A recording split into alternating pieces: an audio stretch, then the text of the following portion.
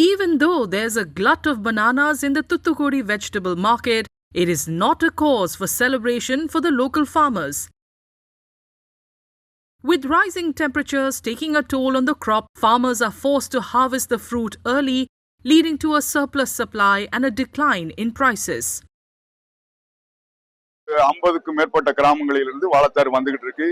இது போக எங்களுக்கு அடுத்த மாவட்டமான நெல்லை மாவட்டத்திலிருந்தும் திசைமலை சைடுல இருந்தும் இந்த மார்க்கெட்டுக்கு தார் வருது. காரணம் என்னன்னா உற்பத்தி அதிகம் என்பதோட காரணத்தோட மட்டும் இல்லாம வெயில் தாக்கத்தினால இந்த நாட்டு வாழைகள்லாம் சாய்வதனாலையும் அதிகமா வந்துகிட்டு இருக்கு. 700 ரூபாய்க்கு விற்க வேண்டிய கற்பூரவள்ளி தாறு 400 ரூபாய்க்கும், 700 ரூபாய்க்கு விற்க வேண்டிய நாட்டுத்தாறு 350 400 ரூபாய்க்கும், இப்படி கோழிக்குட்டி தாறு 500 ரூபாய்க்கு விற்க வேண்டிய கோழிக்குட்டி தாறு 300 ரூபாய்க்கும் விற்பனை ஆகி கொண்டிட்டு இருக்குது.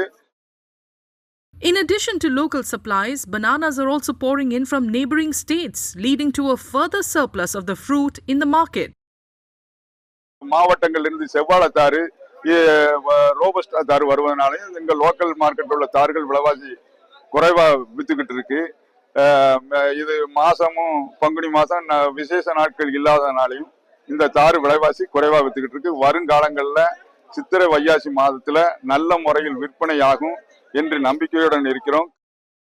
Banana farming is a significant activity in Thoothukudi district.